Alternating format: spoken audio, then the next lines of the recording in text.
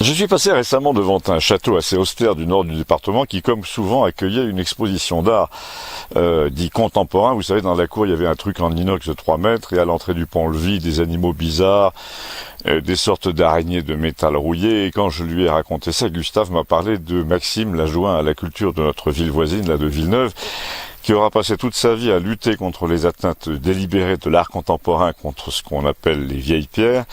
Et si nous en avons parlé, c'est parce que ce sujet très vaste avait un rapport avec la raison pour laquelle le président Macron avait absolument tenu à jouer au foot entre des boudins de plastique fluo dans l'enceinte de Chambord avec des jeunes défavorisés, comme on dit. Donc commençons par ça, si vous voulez bien. A priori, c'est assez innocent, cette histoire de foot à Chambord, ce mélange entre Adidas et François Ier. Eh ben non, justement, c'est pas tellement innocent. On peut percevoir cette façon de mélanger la jeunesse des banlieues à la plus haute expression du patrimoine français comme un message, et le message est assez clair, c'est celui du métissage culturel et historique obligatoire. Parce que tu vas pas me dire, et je dis à Gustave, que pour jouer au foot et apprendre la pâtisserie pendant un stage de 15 jours de réinsertion, la jeunesse des banlieues n'aurait pas pu se réunir autour du palais des congrès de Bourges ou de Dijon en zone industrielle sur un terrain neutre, historiquement neutre, je veux dire, et culturellement. Non, il lui fallait absolument Chambord. Ça montrait, puisque Chambord est un symbole comme Versailles, ça montrait que ce patrimoine leur appartenait de plein droit, un peu comme ces pièces rapportées et ses cousins par alliance, vous savez, qui débarquent en jean et en casquette pendant un mariage dans une famille un peu collée-montée, et qui se croient tout permis sous prétexte qu'ils font malgré tout partie de cette famille sur le papier. La notion de sanctuaire culturel patrimonial est étrangère à la culture commerciale, à la culture américaine, pour laquelle il n'y a pas de différence entre quelqu'un qui a l'esprit de famille et quelqu'un qui ne l'a pas. Et donc les cathédrales ne sont pas pour ces gens des mausolées, des sanctuaires, des tombeaux, des lieux où le passé subsiste, mais des tas de pierres bien ou mal conservées. Donc dès l'incendie de Notre-Dame, qui pouvait réveiller une âme française, une âme chrétienne, on a compris en haut lieu le danger et on a vu ressortir des projets d'installation touristique. On a parlé de flèches de cristal, comme dans la guerre des étoiles. On a dit que même les non-chrétiens étaient concernés. Le tout pour juguler la tentation du sacré, la double tentation, un sacré religieux et un sacré historique. Ce qui explique pourquoi l'accouplement entre Chambord et le contemporain est une histoire vraiment récurrente, jamais finie. C'est la désacralisation qui est le maître mot du contemporain depuis 40 ou 50 ans. On nous fait sans arrêt le coup de la modernité vulgaire à Chambord, tous les 10 ans à peu près, pour désacraliser, pour éviter une repousse du sacré. Le contemporain, c'est le round-up du sacré. Je me souviens, l'aurais-je dit, d'un spectacle de danse donné il y a 20 ans à Chambord, justement, qui s'appelait Le Garage, qui était un truc absolument grotesque, où il y avait des danseuses qui tenaient un volant entre les mains, un spectacle en plus dont la musique était du rock'n'roll, c'est-à-dire qu'il s'agissait aussi de donner une leçon par le vacarme, par le bom-bom-paf au passé historique de la France, et puis surtout, je me souviens, ai-je dit à Gustave, de la polémique qui a agité la presse quand un artiste contemporain, appelé Capour, a planté il y a 5 ans environ un amas rouillé dans le parc de Versailles, qu'il a appelé le vagin de la reine. Déjà comme désacralisation, ça me paraît assez clair. Et puis quand il a aspergé de peinture rouge le coin d'une fenêtre à l'intérieur du château, et j'ai dit à Gustave, là je te résume d'abord le système marchand qu'il y a autour de l'art contemporain. Tu mets un jouet gonflable de 4 mètres, par exemple, place Vendôme, tout le monde crie au scandale, l'artiste attire donc l'attention, donc ses œuvres se vendent mieux l'année suivante avec la complicité des maires de grandes villes, genre Hidalgo. Ça c'est l'aspect financier de la question. Mais ce qu'il y a derrière, l'objet, le cœur du scandale, la raison profonde pour laquelle il y a scandale, l'aspect qui m'intéresse ici, c'est, et il m'intéresse doublement, tu vas voir, et je dis à Gustave, c'est l'histoire de la désacralisation qui est tellement importante aux yeux des mondialistes, qui montent au créneau dès que quelqu'un leur fait le coup du sacré halte là, patouche. Par exemple, quelqu'un comme moi, et je dis, et j'ai précisé, j'ai même atterri dans les colonnes du New York Times, tu peux pas savoir à quel point la question est sensible. Ah si, je veux savoir, a dit Gustave, impressionné, que t'as eu quand même les honneurs du New York Times. Et là, il y avait l'abonné au Monde, évidemment, qui traînait par là, qui a haussé les épaules d'un air de dire n'importe quoi, comme si le New York Times s'abaissait à commenter les déclarations d'un type de campagnol sur l'art contemporain. Qui écrit dans le Figaro a quand même précisé Gustave.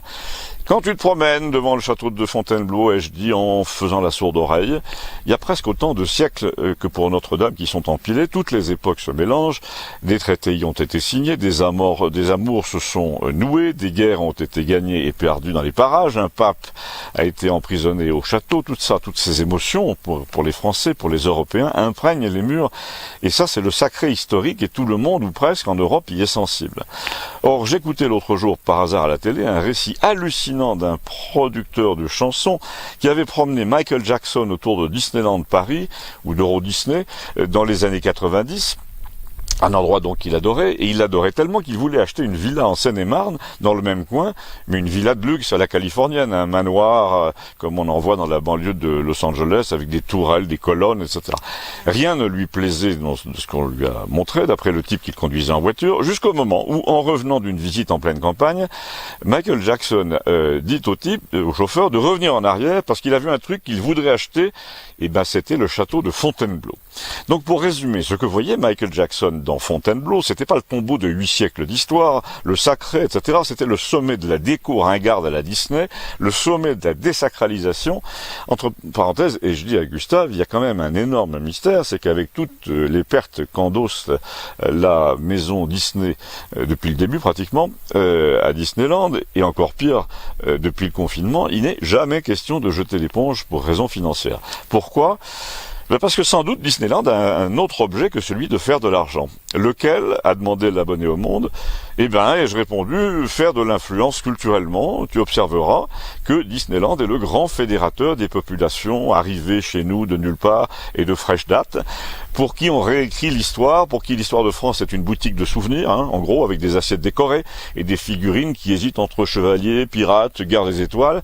Et puis l'art contemporain à Versailles, c'est pareil, en mettant des trucs rouillés, des statues en plastique argenté, des éclats de peinture rouge sous les plafonds historiques. Tu dispenses tout le monde de percevoir le côté tombeau de lieu, le côté mausolée de ce monument, la dignité, la solennité qui les habite. Et là, l'abonné au Monde m'a demandé, pour voir, d'expliquer le coup du New York Times. Alors ça, c'était facile, ça doit pouvoir être vérifié sur Internet. Je me suis mêlé, en effet, de dire que Capour, l'artiste contemporain qui avait déposé ses déjections rouillées à Versailles, aurait pu le faire devant un centre commercial. Tout le monde aurait trouvé ça à peu près normal, mais là, non, avec la complicité du conservateur de Versailles, il s'offrait un selfie à 10 millions de dollars dans la demeure des rois de France, et le message était clair, la modernité mondialiste est partout chez elle, et elle veut qu'on le sache.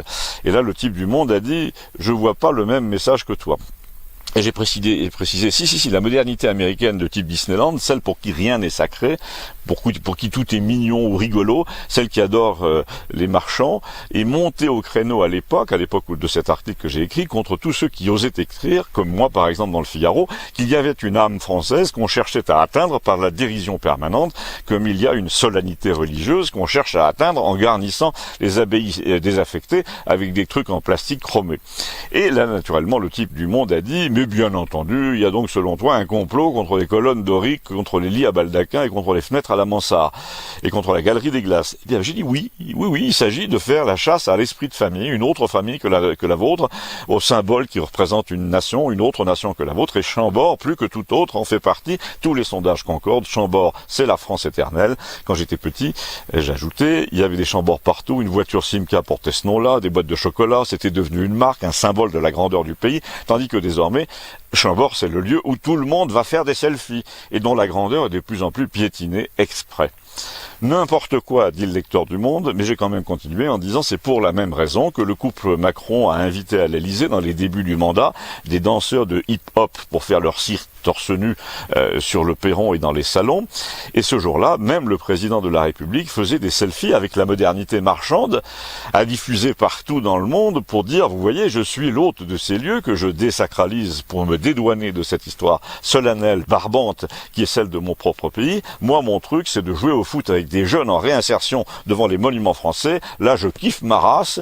Seulement, voilà, a-t-il demandé au peuple ce qu'il en pensait? Non. et je conclus, il préfère visiblement se référer à ce qu'en dit le New York Times, et le New York Times et le Guardian à Londres et tous les journaux de la gauche mondialiste disent que les écrivains qui montent sur leurs grands chevaux à propos de Versailles ou de Chambord devraient voir fermer de force tous leurs comptes sur les réseaux sociaux, perdre leur éditeur, perdre la parole, parce qu'ils disent aux gens, faites attention, vous êtes en train de piétiner des tombeaux, faites attention, les gens qui ont bâti les cathédrales n'avaient aucune intention de les faire rhabiller par Vuitton ou par Peugeot pour servir à des présentations de véhicules sur fond de rock. Faites attention, les morts se vengent parfois. Dans tous les pays européens, il existe une espèce de colère de fond qui monte contre la négation, au nom du commerce, de ce que nous sommes, historiquement.